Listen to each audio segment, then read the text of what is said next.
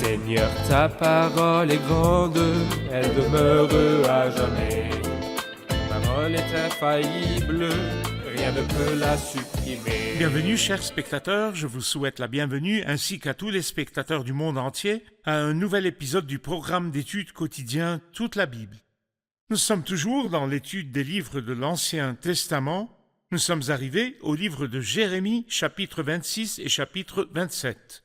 Je voudrais vous rappeler que nous avons parlé dans le dernier épisode à propos de la période de captivité que ce peuple ancien resterait à Babylone, qui a été spécifiée comme 70 ans, et les paroles du Seigneur furent accomplies. Ainsi, cette parole qui est dans nos mains est la parole prophétique. Elle comprend le passé, le présent et le futur, la parole prophétique. Permettez-moi d'abord d'accueillir mon invité, le serviteur du Seigneur, que j'ai l'honneur d'avoir en studio, Frère Youssef Riyad. Bienvenue, Frère Merci Youssef. beaucoup, Frère Hayat. Nous saluons également le public qui est avec nous. Bienvenue à tous. N'hésitez pas à écrire vos notes pour discuter des idées de l'épisode à sa fin. Amen. Chers spectateurs, nous allons commencer l'étude d'aujourd'hui dans quelques instants.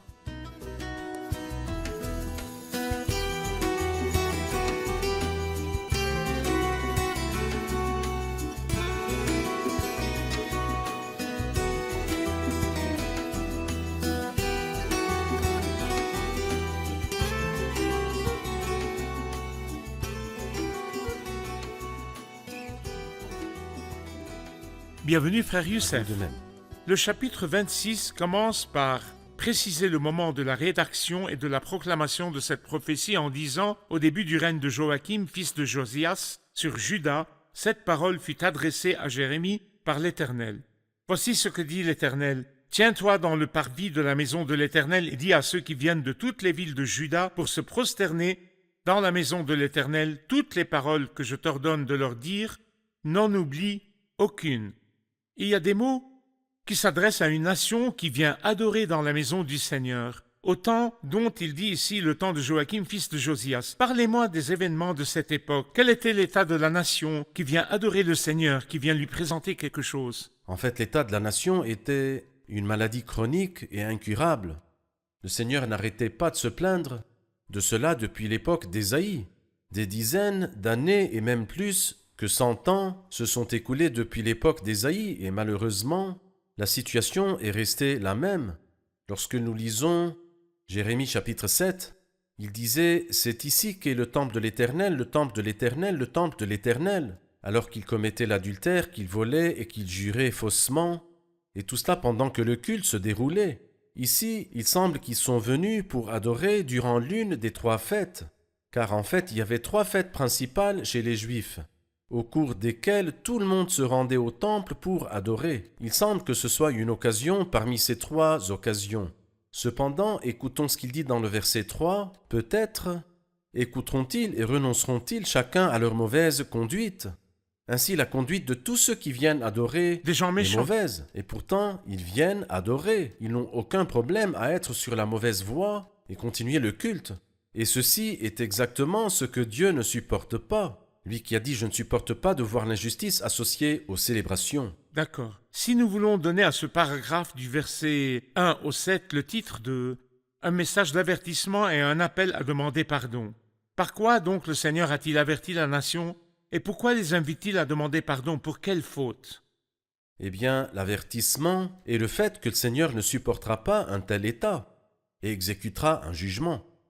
Quant aux excuses, ils doivent se repentir. Ils doivent se détourner de leur mauvaise voie. C'est vrai. Sinon, ça ne marche pas. Mais remarquez qu'ils ont augmenté dans leur méchanceté. Alors au lieu de se repentir du mal, ils ont augmenté leur mal. Il dit ici, peut-être écouteront-ils et renonceront-ils, chacun à leur mauvaise conduite. Le résultat était donc qu'ils ont attrapé Jérémie et ensuite ils lui ont dit « Tu vas mourir ». C'est-à-dire, au lieu de se repentir, ils voulaient en plus ajouter à leur péché un mal très grave et très dangereux, celui de tuer le prophète de Dieu. Quand il leur parlait de l'avertissement, il mentionna un vieil incident qui s'était produit à Silo. Il dit à partir du verset 4, « Tu leur diras, voici ce que dit l'Éternel. Si vous ne m'écoutez pas, si vous refusez de suivre ma loi, celle que j'ai mise devant vous, si vous refusez d'écouter les paroles de mes serviteurs les prophètes, ceux que je vous envoie inlassablement, mais que vous n'écoutez pas, alors je traiterai ce temple comme Silo, et je ferai de cette ville un objet de malédiction pour toutes les nations de la terre. » Quelle était l'histoire de Silo, et pourquoi les avertit-il d'un destin semblable à Silo? Silo est le lieu où la tente de la rencontre a été construite. Et alors, malheureusement, la tente était à Silo, et l'impureté et le péché étaient pratiqués dans la même tente, dans le même tabernacle, à Silo, comme nous le lisons dans les premiers chapitres du premier livre de Samuel. Et alors leur faute était que tandis qu'ils persistaient dans le mal et le péché, ils ont voulu apporter l'arche du Seigneur, et c'était pour l'utiliser comme une amulette qui leur apporterait la victoire, alors qu'en fait, la victoire était facile et possible à condition qu'ils se repentent. Mais c'était pour eux une tâche difficile et désagréable. Ils ont donc préféré apporter l'arche sans repentir, et je dirais avec tout le respect que je lui dois, que c'est comme si ces méchants-là voulaient forcer la main de Dieu à leur apporter la victoire. Ils voulaient obliger Dieu à leur donner la victoire. Oui. Bien sûr, on ne peut pas traiter Dieu ou traiter avec Dieu de cette manière stupide. Le résultat a été qu'il a permis que son arche soit capturée. Et le Seigneur a réussi, comme nous le comprenons dans les premiers chapitres de 1 Samuel, à défendre sa gloire et sa dignité. Il fit donc tomber Dagon devant l'arche, mais le peuple a été vaincu. Et ensuite l'arche de Dieu n'a jamais été rendue de nouveau à Silo. L'Éternel rejeta la tente de Silo. Ici, il leur dit que cela va se répéter avec eux, tant qu'ils n'ont pas tiré les leçons de l'histoire, tant qu'ils n'ont pas tiré les leçons des événements passés pour les jours présents. Malheureusement, il a été prouvé durant toute l'histoire que l'homme n'apprend absolument rien de l'histoire. Ainsi, dans son avertissement, il les a appelés à lire l'histoire pour se méfier de ce qui s'est passé auparavant. Au verset 8 et 9, il parle de la réaction non seulement des prêtres, non seulement du peuple. Le verset 7 dit « Les prêtres, les prophètes et tout le peuple entendirent Jérémie prononcer ces paroles dans la maison de l'Éternel. » Toutes les catégories entendirent et dirent, au verset 8, il finissait de dire à tout le peuple tout ce que l'Éternel lui avait ordonné de dire lorsque les prêtres, les prophètes et tout le peuple s'emparèrent de lui en disant « Tu vas mourir ». Frère Youssef, je voudrais votre commentaire sur cette réponse collective générale. Ceci nous rappelle une parabole que le Christ a dite, la parabole des vignerons. Un homme planta une vigne, donc il envoyait ses serviteurs à plusieurs reprises pour recevoir une partie du fruit de la vigne. Ils les injurièrent et ils les battirent et les renvoyèrent les mains vides. Et finalement il dit « J'enverrai mon fils bien-aimé, peut-être en le voyant auront-ils du respect pour lui ?» Exactement comme Dieu le dit ici, peut-être écouteront-ils et renonceront-ils. Alors le Seigneur a dit « J'enverrai mon fils bien-aimé, peut-être en le voyant auront-ils du respect pour lui, ils reviendront et ils porteront des fruits. » Cependant quand ils virent le fils, ils dirent « Voilà l'héritier. » Et ils ont dit « Tuons-le. » Et là, quand ils entendirent les paroles de Jérémie, ils ont dit « Toi, Jérémie, tu vas mourir parce que tu as prononcé ces paroles. » De qui sont ces paroles? Pas celles de Jérémie, mais celles de Dieu. C'est vrai. Et même si vous tuez la voix qui vous transmet, qui vous dit la parole de Dieu, le jugement s'appliquera toujours à vous parce que vous n'avez pas tiré des leçons et écouté la parole de Dieu. Ainsi, dans les versets 1 à 7, il y a le message de Jérémie qui comprend un avertissement et un appel à s'excuser. La réponse du peuple se trouve dans les versets 8 et 9. Nous voyons l'attitude de Jérémie à partir du verset 10. Lorsque les chefs de Juda apprirent ce qui se passait, ils montèrent du palais royal jusqu'à la maison de l'Éternel et s'assirent à l'entrée de la porte neuve. Alors les prêtres et les prophètes dirent aux chefs et à tout le peuple, « Cet homme mérite d'être condamné à mort, car il a prophétisé contre cette ville, comme vous l'avez entendu de vos propres oreilles. » Jérémie dit à tous les chefs et à tout le peuple, « C'est l'Éternel qui m'a envoyé pour prophétiser contre ce temple et contre cette ville toutes les paroles que vous avez entendues. Maintenant, corrigez votre conduite et votre manière d'agir. Écoutez l'Éternel, votre Dieu, et il n'accomplira pas le mal qu'il avait l'intention de vous faire. Quant à moi, je suis entre vos mains. Traitez-moi comme vous l'estimez bon et juste. Seulement, sachez bien que si vous me faites mourir, vous vous rendrez coupable d'avoir versé le sang innocent, vous, cette ville et ses habitants. En effet, c'est vraiment l'Éternel qui m'a envoyé vers vous pour vous faire entendre toutes ces paroles. » Nous avons besoin d'un commentaire sur cette attitude. Jérémie est insulté par cette nation depuis le début, mais nous avons vu au chapitre 20 comment il a été frappé et a été emprisonné, mis en prison. Ici, au chapitre 26, nous voyons que les choses ont évolué. Ils l'ont pas juste insulté, ou bien rejeté son message, ou l'ont juste frappé, ou emprisonné. Mais en plus de cela, ils voulaient prononcer contre lui une sentence de mort. Et en fait, permettez-moi de dire, exactement comme David le disait de lui-même, il n'y a qu'un pas entre moi et la mort. Ici, tout le peuple, et tous les prophètes, et tous les prêtres, tous ont prononcé la sentence contre Jérémie. Et on dit, Jérémie, tu vas mourir. D'accord. Et en fait, c'est quelque chose de très dangereux que la foule se rassemble contre le prophète de Dieu. Mais je suis étonné de la persévérance de cet homme. En effet, comme le Seigneur le lui a dit, « J'ai fait de toi une ville fortifiée, une colonne de fer, un mur de bronze. Ils ne pourront rien faire contre toi. » Avec constance et avec audace, il leur dit, « C'est la parole de l'Éternel, car vous n'avez pas gardé ses voies et vous ne vous êtes pas repentis de vos mauvaises voies. Si vraiment vous voulez ajouter un autre péché à vos multiples péchés, il leur dit, quant à moi, je suis entre vos mains, traitez-moi comme vous l'estimez bon et juste, mais sachez bien que je n'ai pas peur pour moi, mais j'ai plutôt peur pour vous. » C'est extrêmement puissant et extrêmement beau. Il n'avait pas peur pour lui. S'il devait mourir, il aurait rejoint son peuple et serait parti vers son Créateur, son Seigneur. Cependant, eux, ils auraient ajouté à leur péché un autre péché qui aurait de très graves conséquences. D'accord. Révisons les idées une fois de plus. La première partie comprend l'avertissement et l'appel à se faire pardonner après l'avertissement. Dans la deuxième partie, versets 8 et 9, il y a une réaction qui comprend le refus et l'insistance. Ensuite, la troisième partie dont vous avez parlé à partir du verset 10, il y a le courage et la victoire. Nous allons regarder un reportage et puis revenir pour discuter de la quatrième idée de ce chapitre sur la défense du juste. Cet homme juste a trouvé quelqu'un pour le défendre. Après avoir regardé le reportage, nous discuterons de ce point. Quand Dieu dit « Je n'accomplirai pas le mal que j'avais prévu de leur faire », cela ne signifie pas qu'il changera d'avis, mais plutôt qu'il espère que l'homme changera. Si l'homme change, Dieu ne le jugera pas, mais plutôt le bénira.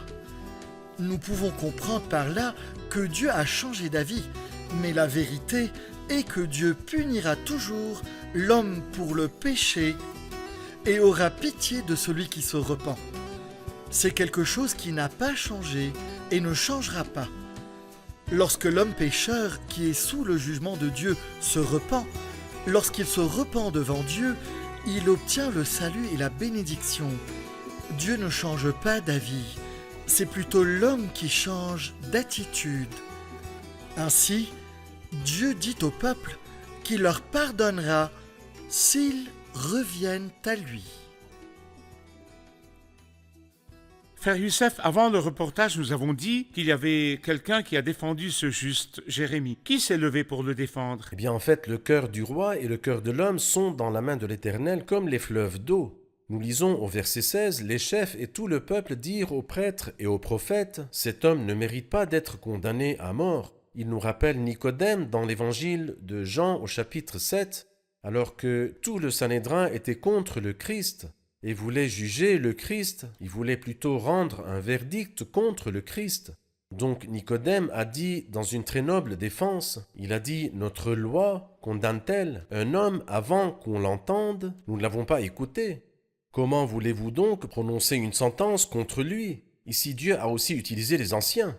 Au verset 17, de plus des anciens du pays se levèrent et dirent à toute l'assemblée, « Michée de Moréchette prophétisait à l'époque du règne d'Ézéchias sur Juda. » Et cet homme a prononcé des paroles dures contre le royaume car il était rebelle et désobéissant. Ézéchias, roi de Juda et tout Juda l'ont-ils fait mourir? La réponse est non. Alors ici, il y avait quelqu'un qui défendait Jérémie. Et à la fin du chapitre, nous lirons à propos de quelqu'un d'autre, Achikam, fils de Saphan, intervint en faveur de Jérémie et empêcha qu'il ne soit livré au peuple pour être mis à mort. Et ceci nous montre que Dieu est capable de sauver les hommes pieux. Le Seigneur sait délivrer de l'épreuve les hommes pieux. Merci. Nous prenons une question du public. Le verset 16 dit « Les chefs et tout le peuple dirent aux prêtres et aux prophètes, « Cet homme ne mérite pas d'être condamné à mort. » Et le verset 8 dit Il finissait de dire à tout le peuple tout ce que l'Éternel lui avait ordonné de dire, lorsque les prêtres, les prophètes et tout le peuple s'emparèrent de lui en disant « Tu vas mourir ». Quelle est cette Oui, que s'est-il contradiction? passé ici? Ils ont changé d'avis, tu vas mourir et ils ne méritent pas d'être condamnés à mort. Cela nous montre, frère Ayad, à quel point il est facile d'influencer la foule. L'opinion générale. L'opinion générale, ou laissez-moi dire la foule. Je veux dire par là les gens qui suivent le courant, et non pas une opinion générale après réflexion. Permettez-moi de donner 2 exemples tirés de la parole de Dieu dans le livre des Actes au chapitre 14. Les habitants de Lystre ont dit que Paul et Barnabas sont des dieux et voulaient leur offrir des sacrifices. Et après une très courte période de temps, au cours de la même journée, ils lapidèrent Paul et le traînèrent hors de la ville, le croyant mort. Comment se fait-il alors qu'ils le prennent pour un dieu? Alors, c'est-à-dire après quelques heures ou même quelques minutes plus tard, ils le lapident. C'est l'homme et c'est l'oscillation de l'être humain. Cependant, il y a ce qui est pire. Dans Matthieu chapitre 21 et 27, dans Matthieu chapitre 21, il dit « Toute la ville de Jérusalem fut troublée, et il n'y avait pas de maison qui ne le sache, que le Messie est arrivé à leur ville. Hosanna, béni soit celui qui vient au nom du Seigneur. » Mais dans quelques jours, à partir du dimanche, au matin du vendredi, les gens ont secoué la ville à nouveau en disant qu'il soit crucifié, que son sang retombe sur nous et sur nos enfants. Et c'est pourquoi ne mettons jamais notre confiance dans l'homme. L'homme est variable. Variable. Mettons plutôt notre confiance en celui qui ne change pas Oui. et qui est Dieu. C'est vrai. Concernant le chapitre 27, quelle est son idée principale, frère Youssef? L'idée principale de ce chapitre est que Dieu a voulu utiliser son serviteur Nebuchadnezzar pour discipliner les peuples. D'accord. Et alors les peuples se sont réunis, ils voulaient faire une alliance contre Nebuchadnezzar. Et Jérémie était le prophète des nations. Dieu lui dit « Je t'avais désigné prophète pour les nations ». Il a donc dû envoyer des messages à tous ces rois en disant « Ça ne sert à rien, car Dieu est en colère contre vous et vos mauvaises voies. Si vous voulez le salut, il n'y a pas d'alternative à la repentance. Cependant, si vous voulez faire alliance et vous unir les uns aux autres, pensant que c'est le pouvoir contre Nebuchadnezzar, vous ne réussirez pas, ça ne marchera pas. Alors la façon unique d'échapper au jugement de Dieu est de se repentir. C'est vrai. Et toute autre voie, tout autre chemin est une impasse. Oui.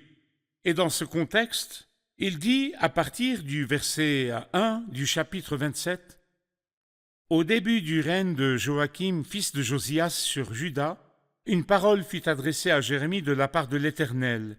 Voici ce que m'a dit l'Éternel. Fabrique-toi des cordes et des barres et mets-les sur ton cou. Ensuite, fais-les parvenir au roi d'Édom, de Moab et du roi des Ammonites, de Tyr et de Sidon, par l'intermédiaire de leurs ambassadeurs, ceux qui sont venus trouver Sédécias, roi de Juda, à Jérusalem. Charge-les de ce message pour leur Seigneur. Voici ce que dit l'Éternel, le Maître de l'univers, le Dieu d'Israël. Vous annoncerez à vos seigneurs, c'est moi qui ai fait la terre ainsi que les hommes et les animaux qui la peuplent, par ma grande puissance et par ma force, et je donne la terre à qui je le veux. Et maintenant c'est moi qui donne tous ces pays à mon serviteur Nebuchadnezzar, roi de Babylone. Je lui donne même les animaux sauvages pour qu'ils soient à son service. Toutes les nations lui seront asservies, à lui, à son fils et à son petit-fils, jusqu'à ce que le moment fixé pour son pays arrive, aussi et que des nations puissantes et de grands rois la servissent. » Ces paroles sont adressées à 5 rois représentant l'alliance contre Nebuchadnezzar. Le Seigneur leur envoya 5 jougs. 5 jougs pour les rois de la honte. Le Seigneur leur demande de se soumettre à Nebuchadnezzar, jusqu'à ce que le moment fixé pour son pays arrive. Qu'est-ce que cela signifie? Eh bien, c'est-à-dire que Dieu voulait utiliser Nebuchadnezzar pour discipliner ses royaumes. Et vous remarquez que certains d'entre eux sont à l'est et d'autres sont à l'ouest d'Israël. C'est-à-dire par exemple Édom, Moab et Ammon sont à l'est, tandis que Tyr et Sidon sont à l'ouest. Ces royaumes-là voulaient donc s'allier ensemble contre Nebuchadnezzar, ou plutôt contre Dieu qui a envoyé Nebuchadnezzar. Très bien. Et lorsque Dieu envoie quelqu'un pour mettre en œuvre le jugement, alors cette personne, cet homme, est un serviteur du Seigneur. Un serviteur que Dieu utilise pour accomplir sa volonté. Très bien. Ils voulaient se rebeller, mais cela ne peut pas se faire. Les barres signifient qu'ils seront des serviteurs. Cela ne marche pas, comme nous l'avons dit, pour Dieu, Il n'y a pas de compromis. C'est soit le jugement, soit le salut. Il n'y a pas de solution milieu. Repentez-vous, Dieu lèvera la main. Mais si vous ne changez pas d'attitude, vous périrez tous de même. Mais ici, il dit, vous servirez les nations. Et nous voyons la splendeur et la précision de la révélation. Toutes les nations lui seront asservies, à son fils et à son petit-fils. Et en lisant le livre de Daniel, nous constatons que cela s'est produit. D'accord. C'est-à-dire que les peuples ont servi Nebuchadnezzar, Nebuchadnezzar qui est la tête en or de la statue, et ont également servi son fils. Et ensuite le dernier roi, Belshazzar, qui était le fils de son fils. 3 générations, exactement comme le Seigneur l'a dit. Dans ce verset-là, ensuite il dit, vous servirez son fils et son petit-fils jusqu'à ce que le moment fixé pour son pays arrive. Cela lui arrivera. Cela À lui aussi, arrivera. car lui aussi était injuste. Il abusera de son Il pouvoir. abusera du pouvoir comme le fait habituellement l'homme, et son tour viendra aussi au jugement, comme ce qui est arrivé à l'Assyrien. Malheur à l'Assyrien. Bâton de ma colère, le gourdin dans sa main, c'est l'instrument de ma colère. Quand il aura fini son travail, je briserai ses tiges. Et c'est ce qui se passe avec tous les peuples.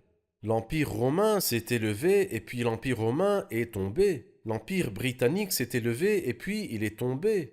L'Empire américain s'est élevé, mais un jour il va tomber, parce que malheureusement, il se rebelle contre Dieu et méprise la loi de Dieu, et opprime les créatures de Dieu, et malheureusement c'est là l'homme. D'accord. Et c'est ce qui s'est passé historiquement lorsque le Seigneur a amené Cyrus le Perse pour éliminer le royaume de Babylone. Cela s'est aussi accompli et a été mentionné dans la prophétie d'Ésaïe. Exactement. La Bible est incroyable, la incroyable. Bible sainte. Elle est merveilleuse. En effet, Elle prophétique, nous révèle à tous les détails du futur. de façon précise. Si vous le permettez, nous écoutons une question du public.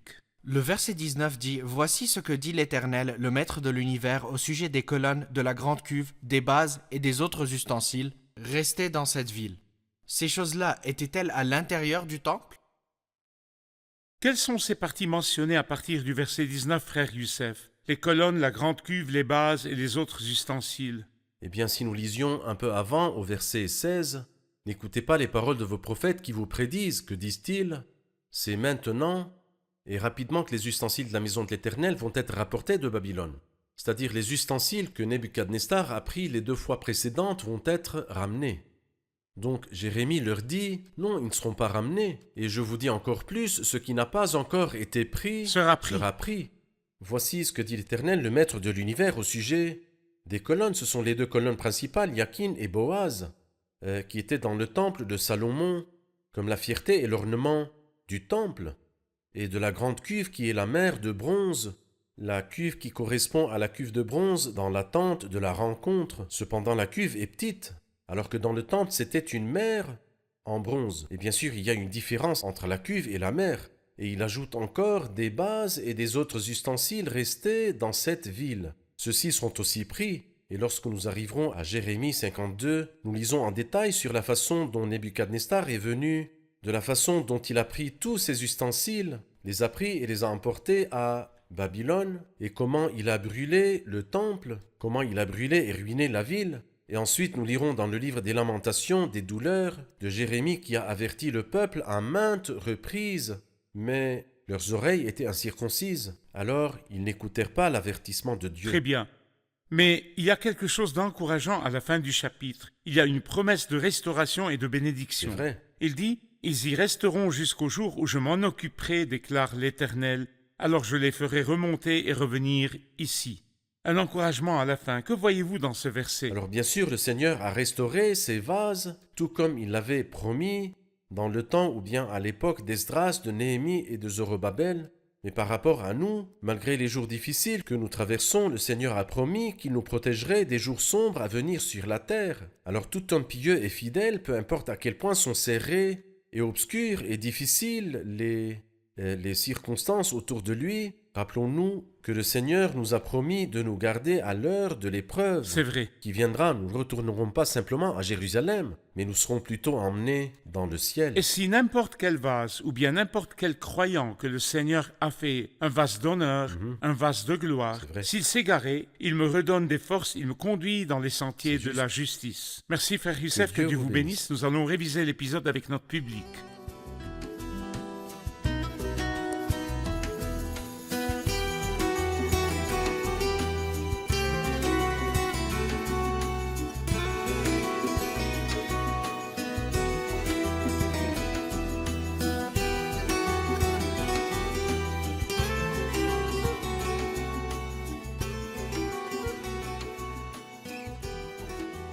bienvenue à tous. Au chapitre 26, dans les versets 1 à 7, il y avait un message d'avertissement et un appel à demander pardon. Comment Jérémie a-t-il transmis ce message au peuple? Il les a avertis afin qu'ils se repentent et reviennent du mal dans lequel ils se trouvent, et cela afin que la maison ne devienne pas comme Silo, La maison du Seigneur. la maison du Seigneur, où se trouvait la tente, car cet endroit-là a été ruiné. Il les exhortait donc à se repentir afin que cela ne leur arrive pas. Mais malheureusement, ils n'ont pas bénéficié de cet avertissement et Ils l'ont ont rejeté rejeté. cet appel. Oui. D'accord. Frère Youssef? Oui, très bien. Bon.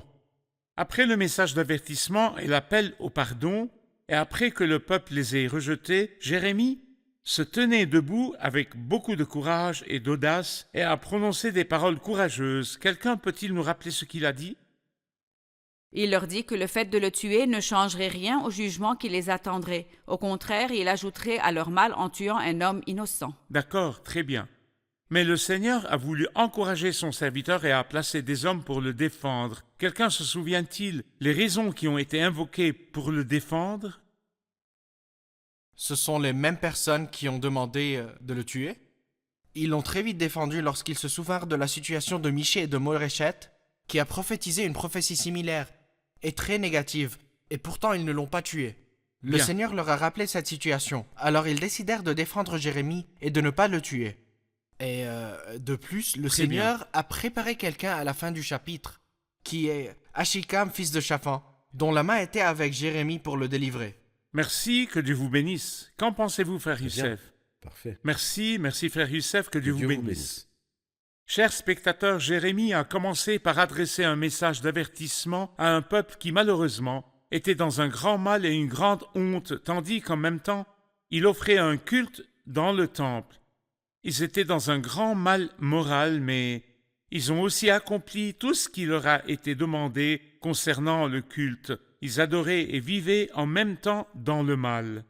Le Seigneur déteste cette situation, car il ne peut supporter l'injustice associée aux célébrations. Et jusqu'aujourd'hui, le Seigneur déteste cette situation. Le Seigneur nous appelle à se laisser purifier, à nous exposer à lui, à nous défricher un champ nouveau et ne pas semer parmi les ronces, c'est-à-dire révéler la réalité de nos cœurs devant lui. Et dit comme David l'a dit, « Examine-moi, ô Dieu, et connais mon cœur. Mets-moi à l'épreuve et connais mes pensées. Regarde si je suis sur une mauvaise voie.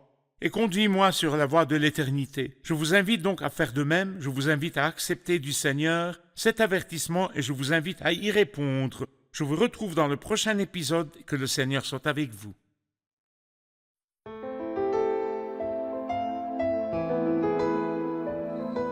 Seigneur, ta parole est grande, elle demeure à jamais. Ta parole est infaillible, rien ne peut la supprimer.